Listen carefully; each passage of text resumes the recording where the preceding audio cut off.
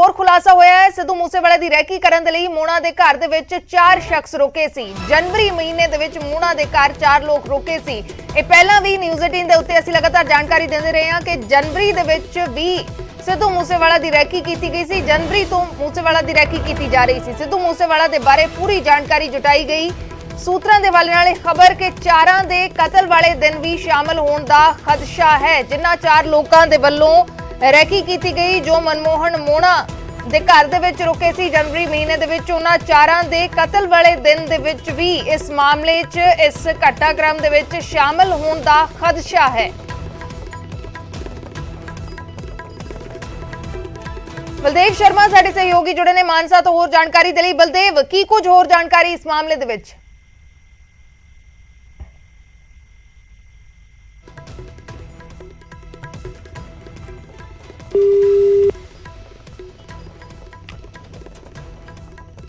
ਤਾਂ ਕੋਸ਼ਿਸ਼ ਕਰਾਂਗੇ ਹੋਰ ਜਾਣਕਾਰੀ ਲੈਣ ਦੀ। ਮਨਮੋਹਨ ਉਰਫ ਮੋਣਾ ਨੂੰ ਲੈ ਕੇ ਇਹ ਇੱਕ ਹੋਰ ਵੱਡਾ ਖੁਲਾਸਾ ਹੈ। 4 ਲੋਕਾਂ ਨੂੰ ਇਸਨੇ ਸ਼ਰਨ ਦਿੱਤੀ ਸੀ ਆਪਣੇ ਘਰ। 4 ਲੋਕ ਇਸ ਦੇ ਘਰ ਰੁਕੇ ਸੀ। ਜਨਵਰੀ ਮਹੀਨੇ ਦੇ ਵਿੱਚ ਸਿੱਧੂ ਮੂਸੇਵਾਲਾ ਦੇ ਘਰ ਦੀ ਰੈਕੀ ਕੀਤੀ ਗਈ ਸੀ। ਮੂਸੇਵਾਲਾ ਦੇ ਬਾਰੇ ਪੂਰੀ ਜਾਣਕਾਰੀ ਜੁਟਾਈ ਗਈ ਸੀ ਤੇ ਸੂਤਰਾਂ ਦੇ ਹਵਾਲੇ ਨਾਲ ਇਹ ਵੀ ਜਾਣਕਾਰੀ ਹੈ ਕਿ 4 ਦੇ ਜੋ 4 ਸ਼ਖਸ ਮੋਣੇ ਦੇ ਘਰ ਰੁਕੇ ਸੀ, ਉਹਨਾਂ 4 ਦੇ ਕਤਲ ਵਾਲੇ ਦਿਨ ਵੀ ਇਸ ਪੂਰੇ ਘਟਨਾਕ੍ਰਮ ਦੇ ਵਿੱਚ, ਇਸ ਵਾਰਦਾਤ ਦੇ ਵਿੱਚ ਸ਼ਾਮਲ ਹੋਣ ਦਾ ਖਦਸ਼ਾ ਜਤਾਇਆ ਜਾ ਰਿਹਾ ਹੈ।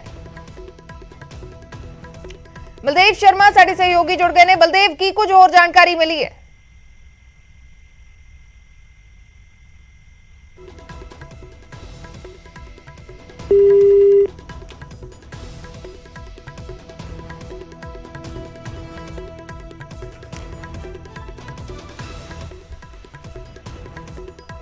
ਤਾਂ ਵੱਡਾ ਖੁਲਾਸਾ ਇਸ ਮਾਮਲੇ ਦੇ ਵਿੱਚ ਲਗਾਤਾਰ ਹੋ ਰਿਹਾ ਹੈ। ਮਨਮੋਹਨ ਮੋਣਾ ਦਾ ਨਾਮ ਇਸ ਮਾਮਲੇ ਦੇ ਨਾਲ ਹੁਣ ਜੁੜ ਰਿਹਾ ਹੈ। ਮਨਮੋਹਨ ਮੋਣਾ ਨੂੰ ਲੈ ਕੇ ਹੋਰ ਖੁਲਾਸਾ ਹੋਇਆ ਕਿ 4 ਲੋਕ ਇਸ ਦੇ ਘਰ ਰੁਕੇ ਸੀ ਜਿਨ੍ਹਾਂ ਦੇ ਵੱਲੋਂ ਜਨਵਰੀ ਮਹੀਨੇ ਦੇ ਵਿੱਚ ਸਿੱਧੂ ਮੂਸੇਵਾਲਾ ਨੂੰ ਲੈ ਕੇ ਪੂਰੀ ਜਾਣਕਾਰੀ ਜੁਟਾਈ ਗਈ ਸੀ। ਮਨਮੋਹਨ ਮੋਣਾ ਮਾਨਸਾ ਦਾ ਰਹਿਣ ਵਾਲਾ ਹੈ ਜਿਸ ਦੇ ਉੱਤੇ ਇਸ ਵੇਲੇ ਕਤਲ ਕੇਸ ਹੈ। ਕਤਲ ਕੇਸ ਦੇ ਵਿੱਚ ਜੇਲ੍ਹ 'ਚ ਬੰਦ ਹੈ, ਜਿਸ ਨੂੰ ਪ੍ਰੋਡਕਸ਼ਨ ਵਾਰੰਟ ਤੇ ਪੁਲਿਸ ਦੇ ਵੱਲੋਂ ਲਿਆਂਦਾ ਗਿਆ ਹੈ ਤੇ ਲਾਰੈਂਸ ਬਿਸ਼ਨੋਈ ਦੇ ਸਾਹਮਣੇ ਬਿਠਾ ਕੇ ਇਸ ਤੋਂ ਪੁੱਛਗਿੱਛ ਕੀਤੀ ਜਾਏਗੀ।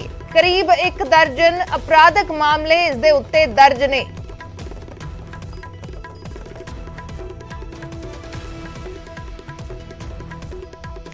ਤੇ ਇਸੇ ਮਾਮਲੇ ਨਾਲ ਜੁੜੀ ਇੱਕ ਹੋਰ ਵੱਡੀ ਖਬਰ ਹੈ। ਦਵਿੰਦਰ ਬੰਬੀਹਾ ਗਰੁੱਪ ਦੇ ਵੱਲੋਂ ਕੇਕੜੇ ਦੀ ਕੁੱਟਮਾਰ ਦਾ ਦਾਅਵਾ ਕੀਤਾ ਗਿਆ ਹੈ। ਸੰਦੀਪ ਕੇਕੜਾ ਮੁਕਤਸਰ ਦੀ ਜੇਲ੍ਹ ਦੇ ਵਿੱਚ ਇਸ ਦੀ ਕੁੱਟਮਾਰ ਦਾ ਦਾਅਵਾ ਕੀਤਾ ਗਿਆ ਹੈ। ਕੇਕੜੇ ਨੂੰ ਫਿਲਹਾਲ ਗੋਇੰਦਵਾਲ ਜੇਲ੍ਹ ਦੇ ਵਿੱਚ ਸ਼ਿਫਟ ਕਰ ਦਿੱਤਾ ਗਿਆ ਹੈ। ਸੰਦੀਪ ਕੇਕੜੇ ਨੇ ਸਿੱਧੂ ਮੂਸੇਵਾਲਾ ਦੀ ਰੈਕੀ ਕੀਤੀ ਸੀ। ਕਤਲ ਵਾਲੇ ਦਿਨ ਜੋ ਤਸਵੀਰਾਂ ਸੀਸੀਟੀਵੀ ਤਸਵੀਰਾਂ ਸਾਹਮਣੇ ਆਈਆਂ ਸੀ, ਉਹਨਾਂ ਤਸਵੀਰਾਂ ਦੇ ਵਿੱਚ ਵੀ ਕੇਕੜਾ ਸ਼ਾਮਲ ਸੀ। ਕੇਕੜਾ ਸਿੱਧੂ ਮੂਸੇਵਾਲਾ ਦੇ ਘਰ ਦੇ ਵਿੱਚ 40-45 ਮਿੰਟ ਰਿਹਾ, ਚਾਹ ਪੀਤੀ, ਗੱਲਾਂ ਬਾਤਾਂ ਕੀਤੀਆਂ, ਫੈਨ ਬਣ ਕੇ ਸਿੱਧੂ ਮੂਸੇਵਾਲਾ ਦੇ ਘਰ ਪਹੁੰਚਿਆ ਸੀ। ਉਸ ਤੋਂ ਬਾਅਦ ਹਰ ਇੱਕ ਜਾਣਕਾਰੀ ਇਸ ਦੇ ਵੱਲੋਂ ਕਾਤਲਾਂ ਨੂੰ ਦਿੱਤੀ ਗਈ। ਇਹ ਇਸ ਦੇ ਉੱਤੇ ਇਲਜ਼ਾਮ ਨੇ ਤੇ ਹੁਣ ਦਵਿੰਦਰ ਬੰਬੀਹਾ ਗਰੁੱਪ ਨੇ ਜੇਲ੍ਹ ਦੇ ਵਿੱਚ ਕੇਕੜੇ ਦੀ ਕੁੱਟਮਾਰ ਦਾ ਦਾਅਵਾ ਕੀਤਾ ਹੈ।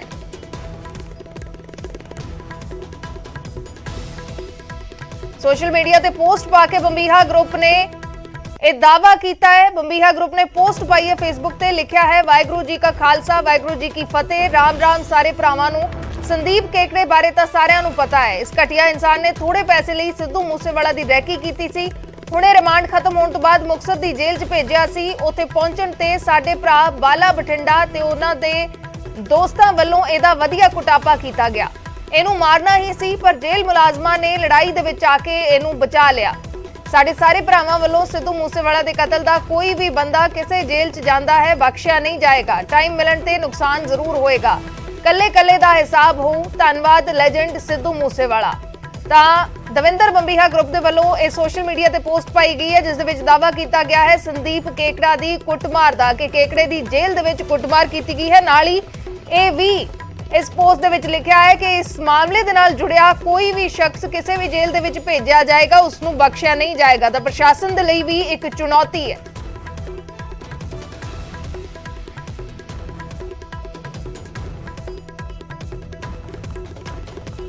ਤੇ ਇਸ ਮਾਮਲੇ ਦੇ ਵਿੱਚ ਮੁਕਤਸਰ ਜੇਲ੍ਹ ਦੇ ਸੁਪਰਡੈਂਟ ਇਕਬਾਲ ਸਿੰਘ ਦੇ ਨਾਲ ਨਿਊਜ਼ 18 ਦੇ ਪੱਤਰਕਾਰ ਸੂਰਜ ਪਾਨ ਨੇ ਗੱਲਬਾਤ ਕੀਤੀ। ਜੇਲ੍ਹ ਸੁਪਰਡੈਂਟ ਨੇ ਕੀ ਕੁਝ ਕਿਹਾ, ਉਹ ਸੁਣੋ।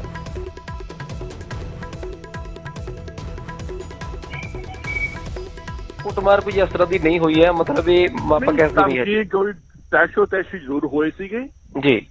ਤੈਨੂੰ ਮਾਰਨੇ ਮੈਨੂੰ ਪਤਾ ਲੱਗ ਗਿਆ ਕਿ ਵੀ ਇਹਨੂੰ ਰੱਖਣਾ ਤੇ ਸਹੀ ਨਹੀਂਗਾ, ਪ੍ਰੀਕਾਸ਼ਨ ਦੇ ਪੱਖੋਂ ਮੈਂ ਨੈਕਸਟ ਮਾਰਨਿੰਗ ਉਹਨੂੰ ਨਹੀਂ ਕੀ ਸਰ ਇਹ ਆਮਣੋ ਸਾਹਮਣੇ ਵੀ ਹੋ ਗਈ ਸੀ ਜਾਂ ਕਿਸ ਤਰ੍ਹਾਂ ਹੋਇਆ? ਨਹੀਂ, ਆਮੋ ਸਾਹਮਣੇ ਤਾਂ ਜਦੋਂ ਜੀ ਇੱਕ ਵਾਰਡ ਹੈ ਸਿਕਿਉਰਿਟੀ ਜ਼ੋਨ, ਉਹਦੇ 2 ਪਾਰਟ ਨੇ, ਠੀਕ ਹੈ ਨਾ, ਤਾਂ ਉਹ ਜਦੋਂ ਇਹਨੂੰ ਲਿਜਾਣ ਲੱਗੇ ਦੂਜੇ ਪਾਰਟ ਦੇ ਵਿੱਚ ਜਾਣ ਲੱਗੇ ਤਾਂ ਆਮੋ ਸਾਹਮਣੇ ਹੋਏ, ਉੱਥੇ ਕਿ ਤੈਨੂੰ ਅਸੀਂ ਆਹ ਕਰਾਂਗੇ, ਅਸੀਂ ਉਹ ਕਰਾਂਗੇ, ਥੋੜੇ ਬਹੁਤੇ ਉਹਦੇ ਨਾਲ ਕਸ਼ੋਦੇਸ਼ੀ ਹੋਏ ਸੀਗੇ ਤੇ ਅਸੀਂ ਇਹਨੂੰ ਜਾ ਕੇ ਮਗਰਲੇ ਵਾਰਡ ਦੇ ਵਿੱਚ ਬੰਦ ਕਰਤਾ, ਕਰਕੇ ਮਾਰਨਿੰਗ ਸ਼ਿਫਟ ਕਰਤਾ। ਤੇ ਉਹਨਾਂ ਬੰਦਿਆਂ ਦੀ ਖਿਲਾਈ ਜਿਹੜੇ ਬੰਬੀਹਾ ਗਰੁੱਪ ਵਾਲੇ ਤੁਸੀਂ ਬਾਅਦ ਚ ਕੀਤੀ ਇਹਨੂੰ ਸ਼ਿਫਟ ਕਰਨ ਤੋਂ ਬਾਅਦ ਚ। ਓਕੇ ਓਕੇ ਓਕੇ, ਚਲੋ ਚਲੋ। ਇੱਕ ਰਾਤ ਮੇਰੇ ਕੋਲ ਰਿਹਾ, 14 ਤਰੀਕ ਦੀ ਰਾਤ ਰਿਹਾ, 15 ਨੂੰ ਮਾਰਨਿੰਗ ਨੂੰ ਸ਼ਿਫਟ ਕਰਤਾ। ਚਲੋ ਥੈਂਕ ਯੂ ਜੀ, ਥੈਂਕ ਯੂ। ਆਹ ਚੀਜ਼ ਹੋਈ ਹੈ ਬ੍ਰਦਰ, ਹੁਣ ਤੁਸੀਂ ਵੇਖ ਲਓ ਵੀ ਇਹਦੇ ਚ ਕਿੰਨੀ ਕੁੱਟਮਾਰ ਹੋ ਗਈ ਹੈ। ਥੈਂਕ ਯੂ ਭਾਜੀ। ਰਾਤ ਨੂੰ 7:15 ਵਜੇ ਮੇਰੇ ਕੋਲ ਆਇਆ ਤੇ ਤੜਕੇ ਅਰਲੀ ਦਾ ਮਾਰਨਿੰਗ 9, 8:30, 9 ਵਜੇ ਨੂੰ ਸ਼ਿਫਟ ਕਰਤਾ। ਓਕੇ, ਯੈਸ, ਆਹ ਚੀਜ਼ ਹੋਈ ਹੈ। ਚਲੋ ਚਲੋ ਥੈਂਕ ਯੂ ਜੀ, ਥੈਂਕ ਯੂ। ਹਾਂ, ਮੈਨੂੰ ਡਾਊਟ ਸੀਗਾ ਇਸ ਚੀਜ਼ ਦਾ ਕਿ ਹਾਂ ਇਹ ਹੋ ਸਕਦਾ ਹੈ, ਇਹ ਰੂਲ ਰੱਖਣਾ ਠੀਕ ਨਹੀਂਗਾ ਕਿਉਂਕਿ ਇਹ ਐਂਟੀ ਗਰੁੱਪ ਇਕੱਠੇ ਹੋ ਗਏ ਨੇ ਤੇ ਮੇਰੇ ਕੋਲੇ ਇਹ ਨਹੀਂ ਰੱਖਣਾ, ਮੈਂ ਮੁਨਾਸਬ ਨਹੀਂ ਸਮਝਾ ਨਾ। ਤਾਂ ਸੂਰਜ ਪਾਨ ਸਾਡੇ ਸਹਿਯੋਗੀ ਜੁੜੇ ਨੇ ਹੋਰ ਜਾਣਕਾਰੀ ਦੇ ਲਈ। ਸੂਰਜ, ਕੀ ਕੁਝ ਜਾਣਕਾਰੀ ਹੈ ਇਸ ਮਾਮਲੇ ਦੇ ਵਿੱਚ? ਦਵਿੰਦਰ ਬੰਬੀਹਾ ਗਰੁੱਪ ਦਾਅਵਾ ਕਰ ਰਿਹਾ ਹੈ ਕਿ ਸੰਦੀਪ ਕੇਕੜੇ ਦੀ ਕੁੱਟਮਾਰ ਕੀਤੀ ਗਈ ਹੈ, ਜੇਲ੍ਹ ਸੁਪਰਡੈਂਟ ਕਹਿ ਰਹੇ ਨੇ ਕਿ ਅਜਿਹਾ ਕੁਝ ਵੀ ਨਹੀਂ ਹੋਇਆ। ਦੇਖੋ, ਜੋ ਸੋਸ਼ਲ ਮੀਡੀਆ ਤੇ ਦਾਅਵਾ ਕੀਤਾ ਜਾ ਰਿਹਾ ਉਸ ਦੀ ਪੁਸ਼ਟੀ ਹੁੰਦੀ ਨਜ਼ਰ ਆ ਰਹੀ ਹੈ, ਕਿਉਂਕਿ ਤੁਸੀਂ ਜੇਲ੍ਹ ਸੁਪਰਡੈਂਟ ਦੇ ਬਿਆਨ ਨੂੰ ਧਿਆਨ ਨਾਲ ਸੁਣੋ ਤਾਂ ਉਸ ਨੇ ਇਹ ਗੱਲ ਦੀ ਪੁਸ਼ਟੀ ਕੀਤੀ ਹੈ ਕਿ ਦੋਵੇਂ ਗਰੁੱਪ ਸੀ ਜਿਹੜੇ ਹੋਇਆ ਸੀਗਾ, ਧੱਕਾ ਮੁੱਕੀ ਵਾਲੀ ਗੱਲ ਜ਼ਰੂਰ ਉਹਨੇ ਕਬੂਲੀ ਹੈ ਕਿ ਕਿਤੇ ਨਾ ਕਿਤੇ ਤਕਰਾਰ ਹੋਈ ਸੀ। ਇਹ ਤਕਰਾਰ ਹੋਈ ਸੀ ਤਾਂ ਕੁੱਟਮਾਰ ਤੋਂ ਵੀ ਇਨਕਾਰ ਨਹੀਂ ਕੀਤਾ ਜਾ ਸਕਦਾ। ਹਾਲਾਂਕਿ ਸਾਡੇ ਸੂਤਰ ਇਹੀ ਦੱਸਦੇ ਨੇ ਕਿ ਕੁੱਟਮਾਰ ਹੋਈ ਹੈ, ਪਰ ਦੂਸਰੇ ਪਾਸੇ ਜੇਲ੍ਹ ਸੁਪਰਡੈਂਟ ਹੈ ਜਿਹੜੇ ਪੂਰੀ ਇਸ ਗੱਲਬਾਤ ਤੋਂ ਇਨਕਾਰ ਕਰ ਰਹੇ ਨੇ ਕਿ ਕੁੱਟਮਾਰ ਨਹੀਂ ਹੋਈ ਹੈ। ਕੁੱਟਮਾਰ ਹੋਣ ਦੀ ਨੌਬਤ ਆਉਂਦੀ ਉਸ ਤੋਂ ਪਹਿਲਾਂ ਅਸੀਂ ਸੀਨੀਅਰ ਅਧਿਕਾਰੀਆਂ ਨੂੰ ਕਹਿ ਕੇ, ਜੇਲ੍ਹ ਅਥਾਰਟੀ ਨੂੰ ਕਹਿ ਕੇ ਇਸ ਨੂੰ ਇੱਥੋਂ ਸ਼ਿਫਟ ਕਰ ਦਿੱਤਾ ਗਿਆ। ਸਿਰਫ ਇੱਕ ਰਾਤ ਹੀ ਮੁਕਤਸਰ ਦੀ ਜੇਲ੍ਹ ਦੇ ਵਿੱਚ ਕੀਕੜਾ ਰਿਹਾ ਹੈ, ਪਰ ਕਿਤੇ ਨਾ ਕਿਤੇ ਜਾ ਕੇ ਦੂਸਰੇ ਜਿਹੜੇ ਗੈਂਗਸਟਰਾਂ ਦੇ ਗਰੁੱਪ ਨੇ ਉਹਨਾਂ ਨੇ ਸਿੱਧੇ ਤੌਰ ਤੇ ਚੁਣੌਤੀ ਦੇ ਦਿੱਤੀ ਹੈ ਕਿ ਸਿਰਫ ਮੁਕਤਸਰ ਦੀ ਜੇਲ੍ਹ ਹੀ ਨਹੀਂ, ਕਿਸੇ ਵੀ ਜੇਲ੍ਹ ਦੇ ਵਿੱਚ ਸਿੱਧੂ ਮੂਸੇਵਾਲਾ ਦੇ ਕਾਤਲ ਜਾਂ ਕਤਲ ਦੇ ਨਾਲ ਜੁੜੇ ਹੋਏ ਆਰੋਪੀ ਰਹਿਣਗੇ ਤਾਂ ਉਹਨਾਂ ਦਾ ਹਸ਼ਰ ਇਹੀ ਹੋਏਗਾ, ਕੁੱਟਮਾਰ ਹੋਏਗੀ, ਵਿਰੋਧ ਹੋਏਗਾ। ਪਰ ਕਿਤੇ ਨਾ ਕਿਤੇ ਜਾ ਕੇ ਮੁਕਤਸਰ ਪੁਲਿਸ ਨੇ ਵੱਡੀ ਘਟਨਾ ਹੋਣ ਤੋਂ ਪਹਿਲਾਂ ਇਸ ਨੂੰ ਜਿਹੜਾ ਸ਼ਿਫਟ ਹੈ ਉਹ ਗੋਬਿੰਦਵਾਲ ਜੇਲ੍ਹ ਦੇ ਵਿੱਚ ਕਰ ਦਿੱਤਾ, ਜਿਹੜੀ ਕਿ ਤਰਨਤਾਰਨ ਦੇ ਵਿੱਚ ਹੈ। ਔਰ ਕਿਤੇ ਨਾ ਕਿਤੇ ਜਾ ਕੇ ਬਹੁਤ ਸਾਰੇ ਸਵਾਲ ਖੜੇ ਹੋ ਰਹੇ ਨੇ ਕਿ ਆਖਿਰਕਾਰ ਜੇਲ੍ਹਾਂ ਦੇ ਵਿੱਚ ਚੱਲ ਕੀ ਰਿਹਾ, ਕੀ ਹੋ ਰਿਹਾ। ਜੇਲ੍ਹਾਂ ਦੇ ਵਿੱਚ ਸ਼ਰੇਆਮ ਫਰੌਤੀਆਂ ਮੰਗੀਆਂ ਜਾਂਦੀਆਂ ਨੇ, ਕੁੱਟਮਾਰ ਸ਼ਰੇਆਮ ਕੀਤੀ ਜਾਂਦੀ ਹੈ ਤੇ ਪੰਜਾਬ ਦੇ ਵਿੱਚ ਲਾਅ ਐਂਡ ਆਰਡਰ ਜੇਲ੍ਹਾਂ ਦਾ ਠੀਕ ਨਜ਼ਰ ਨਹੀਂ ਆ ਰਿਹਾ। ਜੀ ਬਿਲਕੁਲ ਸੂਰਜ, ਸਵਾਲ ਜ਼ਰੂਰ ਉੱਠਦੇ ਨੇ। ਫਿਲਹਾਲ ਦੇ ਲਈ ਸ਼ੁਕਰੀਆ। ਤਾਂ ਸੂਰਜ ਪਾਨ ਸਾਡੇ ਸਹਿਯੋਗੀ ਜਾਣਕਾਰੀ ਦੇ ਰਹੇ ਸਨ ਕਿ ਇਸ ਤਰੀਕੇ ਦੇ ਨਾਲ ਧੱਕਾ ਮੁੱਕੀ ਜ਼ਰੂਰ ਹੋਈ ਹੈ, ਧੱਕਾ ਮੁੱਕੀ ਜਾਂ ਫਿਰ ਆਮੋ ਸਾਹਮਣਾ ਹੋਇਆ ਹੈ, ਇਹ ਗੱਲ ਜ਼ਰੂਰ ਜੇਲ੍ਹ ਸੁਪਰਡੈਂਟ ਮੰਨਦੇ ਨਜ਼ਰ ਆ ਰਹੇ ਨੇ। ਲੇਕਿਨ ਕੁੱਟਮਾਰ ਦਾ ਦਾਅਵਾ ਕੀਤਾ ਹੈ ਦਵਿੰਦਰ ਬੰਬੀਹਾ ਗਰੁੱਪ ਨੇ ਤੇ ਨਾਲ ਹੀ ਚੁਣੌਤੀ ਪ੍ਰਸ਼ਾਸਨ ਦੇ ਲਈ ਇਹ ਵੀ ਹੈ ਕਿ ਧਮਕੀਆਂ ਲਗਾਤਾਰ ਦਿੱਤੀਆਂ ਜਾ ਰਹੀਆਂ ਨੇ। ਦਵਿੰਦਰ ਬੰਬੀਹਾ ਗਰੁੱਪ ਦੇ ਵੱਲੋਂ ਹੁਣ ਧਮਕੀ ਦਿੱਤੀ ਗਈ ਹੈ ਕਿ ਇਸ ਮਾਮਲੇ ਦੇ ਨਾਲ ਜੁੜਿਆ ਕੋਈ ਵੀ ਮੁਲਜ਼ਮ ਕਿਸੇ ਵੀ ਜੇਲ੍ਹ ਦੇ ਵਿੱਚ ਜਾਏਗਾ ਉਸ ਨੂੰ ਬਖਸ਼ਿਆ ਨਹੀਂ ਜਾਏਗਾ। ਉਧਰ ਸੀਐਮ ਭਗਵੰਤ ਮਾਨ ਨੇ ਫਿਰ ਤੋਂ ਸਾਬਕਾ ਮੰਤਰੀਆਂ ਤੇ ਐਕਸ਼ਨ ਦੇ ਸੰਕੇਤ ਦਿੱਤੇ ਨੇ। ਸੰਗਰੂਰ ਦੇ ਵਿੱਚ ਚੋਣ ਪ੍ਰਚਾਰ ਕਰ ਰਹੇ ਨੇ ਸੀਐਮ ਭਗਵੰਤ ਮਾਨ ਤੇ ਇਸ ਪ੍ਰਚਾਰ ਦੇ ਦੌਰਾਨ ਉਹਨਾਂ ਨੇ ਸੰਕੇਤ ਦਿੱਤੇ ਨੇ, ਕਿਹਾ ਕਿ ਕੁਝ ਗ੍ਰਿਫਤਾਰੀ ਤੋਂ ਬਚਣ ਦੇ ਲਈ ਭੱਜੇ ਫਿਰਦੇ ਨੇ, ਕਈ ਡਰ ਦੇ ਮਾਰੇ ਹਾਈ ਕੋਰਟ ਜਾ ਰਹੇ ਨੇ। ਹਾਈ ਕੋਰਟ ਤਾਂ ਹੀ ਜਾ ਰਹੇ ਨੇ ਜੇ ਮਨ ਦੇ ਵਿੱਚ ਚੋਰ ਹੈ। ਮੈਂ ਐਵੇਂ ਥੋੜਾ ਕਿਸੇ ਨੂੰ ਗ੍ਰਿਫਤਾਰ ਕਰ ਰਿਹਾ ਹਾਂ। ਦੱਸ ਦਈਏ ਕਿ ਹਾਲ ਹੀ ਦੇ ਵਿੱਚ ਸਾਬਕਾ ਮੰਤਰੀ ਭਾਰਤ ਭੂਸ਼ਣ ਆਸ਼ੂ ਨੇ ਹਾਈ ਕੋਰਟ ਦੇ ਵਿੱਚ ਪਟੀਸ਼ਨ ਦਾਖਲ ਕੀਤੀ ਹੈ। ਫੂਡ ਸਪਲਾਈ ਵਿਭਾਗ ਦੇ ਵਿੱਚ 2000 ਕਰੋੜ ਦੇ ਘੁਟਾਲੇ ਦੇ ਇਲਜ਼ਾਮ ਲੱਗ ਰਹੇ ਨੇ। ਮਾਮਲਾ ਸਾਹਮਣੇ ਆਇਆ ਹੈ, ਜਿਸ ਮਾਮਲੇ ਨੂੰ ਲੈ ਕੇ ਹੁਣ ਸਾਬਕਾ ਮੰਤਰੀ ਭਾਰਤ ਭੂਸ਼ਣ ਆਸ਼ੂ ਨੇ ਹਾਈ ਕੋਰਟ ਦੇ ਵਿੱਚ ਪਟੀਸ਼ਨ ਦਾਖਲ ਕੀਤੀ ਹੈ, ਜਿਸ ਤੋਂ ਬਾਅਦ ਸੀਐਮ ਭਗਵੰਤ ਮਾਨ ਚੋਣ ਪ੍ਰਚਾਰ ਕਰਦੇ ਹੋਏ ਉਹਨਾਂ ਦੇ ਵੱਲੋਂ ਇਹ ਬਿਆਨ ਦਿੱਤਾ ਗਿਆ। ਕਿਹਾ ਗਿਆ ਕਿ ਕੁਝ ਲੋਕ ਗ੍ਰਿਫਤਾਰੀ ਤੋਂ ਬਚਣ ਦੇ ਲਈ ਭੱਜੇ ਫਿਰਦੇ ਨੇ, ਕਈ ਡਰ ਦੇ ਮਾਰੇ ਹਾਈ ਕੋਰਟ ਜਾ ਰਹੇ ਨੇ ਤੇ ਹਾਈ ਕੋਰਟ ਤਾਂ ਹੀ ਜਾ ਰਹੇ ਨੇ ਜੇ ਮਨ ਦੇ ਵਿੱਚ ਕੋਈ ਡਰ ਹੈ, ਮਨ ਦੇ ਵਿੱਚ ਕੋਈ ਚੋਰ ਹੈ।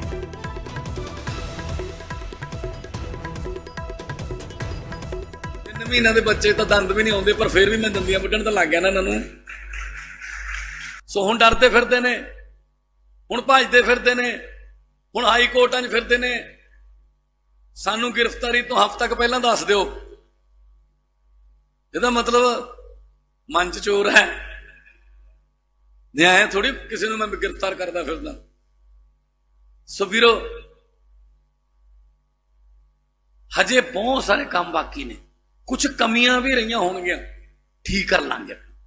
ਸਿਆਣੇ ਕਹਿੰਦੇ ਆ ਜਿਹਨੇ ਕੋਈ ਗਲਤੀ ਨਹੀਂ ਕੀਤੀ ਇਹਦਾ ਮਤਲਬ ਫਿਰ ਉਹਨੇ ਕੋਈ ਕੰਮ ਵੀ ਨਹੀਂ ਕੀਤਾ। ਗਲਤੀ ਕੰਮ ਦੌਰਾਨ ਹੋ ਜਾਂਦੀ ਹੈ, ਕੋਈ ਕਮੀ ਰਹਿ ਜਾਂਦੀ ਹੈ, ਅਮੈਂਡਮੈਂਟ ਕਰ ਲਾਂਗੇ ਤੁਹਾਨੂੰ ਪੁੱਛ ਕੇ ਕਿ ਤੁਸੀਂ ਦੱਸੋ ਕੀ ਚਾਹੁੰਦੇ ਹੋ, ਕਿਉਂਕਿ ਸਰਕਾਰ ਤਾਂ ਤੁਹਾਡੀ ਹੈ ਜੀ। ਆਖਰੀ ਦੌਰ ਦੇ ਵਿੱਚ ਆ ਗਿਆ ਹੈ। ਸਿਆਸੀ ਧਿਰਾਂ ਨੇ ਪ੍ਰਚਾਰ ਦੇ ਲਈ ਪੂਰੀ ਤਾਕਤ ਝੋਕ ਦਿੱਤੀ। ਅੱਜ ਮਹਿਲ ਕਲਾਂ ਦੇ ਵਿੱਚ ਸੀਐਮ ਭਗਵੰਤ ਮਾਨ ਦਾ ਰੋਡ ਸ਼ੋਅ ਹੋਏਗਾ। ਸੰਗਰੂਰ ਚੋਣ ਦੇ ਲਈ ਲਗਾਤਾਰ ਚੌਥੇ ਦਿਨ ਸੀਐਮ ਭਗਵੰਤ ਮਾਨ ਦਾ ਰੋਡ ਸ਼ੋਅ ਹੋਏਗਾ। ਬਰਨਾਲਾ ਦੇ ਵਿੱਚ ਸੁਖਬੀਰ ਸਿੰਘ ਬਾਦਲ ਪ੍ਰਚਾਰ ਕਰਨਗੇ।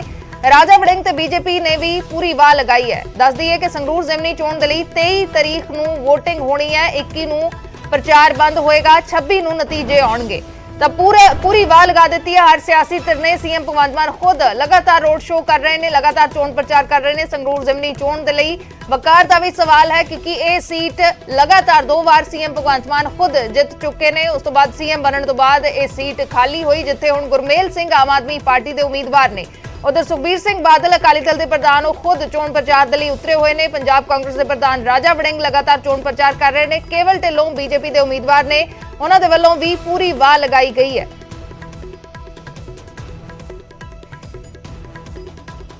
ਤੇ ਇਸ ਤੋਂ ਪਹਿਲਾਂ ਸੀਐਮ ਭਗਵੰਤ ਮਾਨ ਨੇ ਤਾਬੜਤੋੜ ਪ੍ਰਚਾਰ ਕੀਤਾ। ਮੁੱਖ ਮੰਤਰੀ ਦੇ ਵੱਲੋਂ ਸੰਗਰੂਰ, ਬਰਨਾਲਾ ਤੇ ਸੁਨਾਮ ਦੇ ਵਿੱਚ ਚੋਣ ਜਲਸਿਆਂ ਨੂੰ ਸੰਬੋਧਨ ਕੀਤਾ ਗਿਆ। ਮੁੱਖ ਮੰਤਰੀ ਨੇ ਵਪਾਰੀਆਂ ਦੇ ਨਾਲ ਮੀਟਿੰਗਾਂ ਕੀਤੀਆਂ, ਉਹਨਾਂ ਦੇ ਮਸਲੇ ਸੁਣੇ। ਸਰਕਾਰ ਵੱਲੋਂ ਵਪਾਰੀ ਵਰਗ ਦੇ ਲਈ ਚੁੱਕੇ ਜਾ ਰਹੇ ਕਦਮਾਂ ਦੀ ਜਾਣਕਾਰੀ ਦਿੱਤੀ। ਤੇ ਇਸ ਮੌਕੇ ਦਿੱਲੀ ਦੇ ਉਪ ਮੁੱਖ ਮੰਤਰੀ ਮਨੀਸ਼ ਸਿਸੋਦੀਆ ਤੇ ਕਈ ਵਿਧਾਇਕ ਵੀ ਮੁੱਖ ਮੰਤਰੀ ਦੇ ਨਾਲ ਮੌਜੂਦ ਰਹੇ ਨੇ। ਸੰਗਰੂਰ, ਬਰਨਾਲਾ, ਸੁਨਾਮ 3 ਤਸਵੀਰਾਂ ਜਿੱਥੇ ਮੁੱਖ ਮੰਤਰੀ ਭਗਵੰਤ ਮਾਨ ਚੋਣ ਪ੍ਰਚਾਰ ਕਰਦੇ ਨਜ਼ਰ ਆਏ। ਮਨੀਸ਼ ਸਿਸੋਦੀਆ ਦਿੱਲੀ ਦੇ ਉਪ ਮੁੱਖ ਮੰਤਰੀ ਵੀ ਚੋਣ ਪ੍ਰਚਾਰ ਦੇ ਵਿੱਚ ਨਿਤਰੇ ਹੋਏ ਨੇ।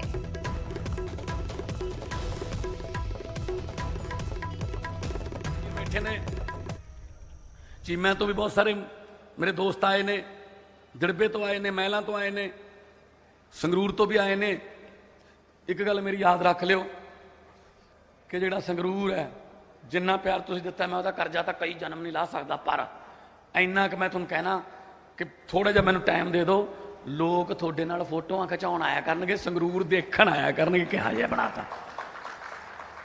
ਮਸਤੂਆਣਾ ਸਾਹਿਬ ਸੰਤ ਅਤਰ ਸਿੰਘ ਜੀ ਦੇ ਨਾਂ ਤੇ ਜ਼ਮੀਨ ਟ੍ਰਾਂਸਫਰ ਹੋ ਗਈ। ਅੰਗੀਠਾ ਸਾਹਿਬ ਗੁਰਦੁਆਰਾ ਸਾਹਿਬ ਵਾਲਿਆਂ ਨੇ ਦਿੱਤੀ 25 ਕਿੱਲੇ ਤੇ ਇੱਕ ਸ਼ਾਨਦਾਰ ਮੈਡੀਕਲ ਕਾਲਜ ਜਿਹੜਾ ਹੈ ਉਹ ਉੱਥੇ ਮੇਨ ਰੋਡ ਤੇ ਆ ਰਿਹਾ, ਜਿੱਥੋਂ ਆਪਣੇ ਧੀਆਂ ਪੁੱਤ ਪੜ੍ਹ ਕੇ ਡਾਕਟਰ ਬਣਨਗੇ, ਕੰਮ ਮਿਲੂਗਾ, ਰੋਜ਼ਗਾਰ ਮਿਲੂਗਾ। ਸੰਗਰੂਰ ਜ਼ਿਮਨੀ ਚੋਣ ਦੇ ਲਈ ਬੀਜੇਪੀ ਨੇ ਵੀ ਪੂਰੀ ਵਾਹ ਲਗਾਈ ਹੋਈ ਹੈ। ਚੋਣ ਦੰਗਲ ਦੇ ਵਿੱਚ ਕੇਂਦਰੀ ਮੰਤਰੀ ਤੇ ਭਾਜਪਾ ਦੇ ਸੀਨੀਅਰ ਆਗੂ ਗਜੇਂਦਰ ਸ਼ੇਖਾਵਤ ਵੀ ਉਤਰੇ ਹੋਏ ਨੇ। ਸ਼ੇਖਾਵਤ ਨੇ ਸੂਬੇ ਦੀ ਕਾਨੂੰਨ ਵਿਵਸਥਾ ਨੂੰ ਲੈ ਕੇ ਆਮ ਆਦਮੀ ਪਾਰਟੀ ਦੀ ਸਰਕਾਰ ਤੇ ਸਵਾਲ ਚੁੱਕੇ ਨੇ। ਉਹਨਾਂ ਨਾਲ ਗੱਲਬਾਤ ਕੀਤੀ ਹੈ ਸਾਡੇ ਪੱਤਰਕਾਰ ਨਪਿੰਦਰ ਬਰਾੜ ਨੇ। गजेंद्र शेखावत होनी इस वेले संगरूर दे विच ने साडे नाल ने। शेखावत साहब, कैसे देखते हैं संगरूर की लड़ाई इस बार कुछ ज़्यादा रोचक लग रही है? निश्चित रूप से रोचक लड़ रही है। भारतीय जनता पार्टी ने केवल ढिल्लों जी को अपना प्रत्याशी बनाया है। उनका अपना ऑरा, एम्बिट, यहाँ स्थानीय पकड़ है। बेशक भारतीय जनता पार्टी यहाँ पहली बार चुनाव लड़ रही है, लंबे अंतराल के बाद में लड़ रही है, लेकिन पिछले 4 महीने में आम आदमी पार्टी की सरकार का जिस तरह से मैसिव फेलियर हुआ है, जो वादे किए थे वो तो सारे हवाई हुए ही हैं, लेकिन जो आशंकाएं सबने व्यक्त की थी चुनाव के समय में, मैंने भी व्यक्त की थी, भारतीय जनता पार्टी के लोगों ने भी व्यक्त की थी, अन्य पार्टी के लोगों ने भी गाहे बगाहे कहीं उस बारे में चर्चा की थी, वो आशंकाएं आज स्पष्टता के सामने दिखाई दे रही हैं। लॉ एंड ऑर्डर सिचुएशन बिल्कुल जो है चरमरा गई है। जिस तरह से जो है यहाँ अपराधी बेलगाम हो गए हैं, बेखौफ हो गए हैं, नित्य प्रतिदिन यहाँ गैंगस्टर्स की घटनाएं हो रही। कबड्डी के मैदान में खेलते हुए इस पंजाब के गौरव खिलाड़ियों को जो है सरेआम गोलियों से भूना जा रहा है। पंजाब के सिंगर से एक्सटॉर्शन के लिए, पंजाब के आर्टिस्ट से एक्सटॉर्शन के लिए थ्रेटनिंग कॉल्स जा रही हैं। नहीं देने पर सिद्धू मूसेवाला जैसे कलाकार की हत्या कर दी जाती है। पंजाब में उद्योग धंधा चलाना अपने आप में एक कठिनाई हो गई है। एक स्यूडो टैक्स, गैंगस्टर्स का माफिया टैक्स या जो है फिरौती टैक्स या एक्सटॉर्शन टैक्स के रूप में इम्पोज कर दिया गया है, और सरकार आंख मूंद करके केवल आत्ममुग्धता के भाव के साथ में यहाँ खड़ी है। लेकिन मुख्यमंत्री कह रहे हैं कि बिल्कुल माहौल ठीक है। वो कहते हैं पंजाब का माहौल ठीक है, जो कुछ घटनाएं हुई उनमें हमने अपराधी पकड़ लिए। वो तो कहते हैं कि लॉरेंस बिश्नोई को उससे पहले कोई ला ही नहीं सका, हम लेकर के आए हैं और बिल्कुल पंजाब कंट्रोल में, किसी को डरने की जरूरत नहीं है, मुख्यमंत्री भगवंत मान कहते हैं। देखिए, लॉरेंस बिश्नोई तो पुलिस के जो है जुडिशियल कस्टडी में था। कोई भी पुलिस एक एप्लीकेशन दे करके उसको ला सकती थी। अगर इसको ही वो बहादुरी का काम मानते हैं तो मुझे लगता है कि वो बहुत बड़े अंधेरे में जी रहे हैं। अगर आज की परिस्थिति में जब हर दिन यहाँ इस तरह की घटनाएं हो रही है और पंजाब का हर पिंड में बैठा हुआ गरीब से गरीब आदमी भी इस बात को लेकर के, गांव में बैठा हुआ आदमी भी इस बात को लेकर के चिंतित है, उस समय में सरकार का मुखिया खुद ही, जो कितने मुखिया हैं ये मैं नहीं कहूँगा कि वो उनके ऊपर कितने मुखिया हैं और वो कितने मुखिया हैं, इसके बारे में मैं टिप्पणी नहीं करूँगा, लेकिन वो अपने आप को जो है 100 में से 100 नंबर दे करके पीठ थपथपा रहा है, तो इससे ज़्यादा दुर्भाग्यपूर्ण कुछ हो नहीं सकता। ਤਾਂ ਗਜੇਂਦਰ ਸ਼ੇਖਾਵਤ ਕੇਂਦਰੀ ਮੰਤਰੀ ਸੰਗਰੂਰ ਦੇ ਵਿੱਚ ਚੋਣ ਮੈਦਾਨ ਦੇ ਵਿੱਚ ਆਪਣੇ ਉਮੀਦਵਾਰ ਦੀ ਬੇੜੀ ਪਾਰ ਲਾਉਣ ਦੇ ਲਈ ਪਹੁੰਚੇ ਹੋਏ ਨੇ ਔਰ ਦਾਅਵਾ ਕਰਦੇ ਨੇ ਕਿ ਬੀਜੇਪੀ ਸਭ ਤੋਂ ਜ਼ਿਆਦਾ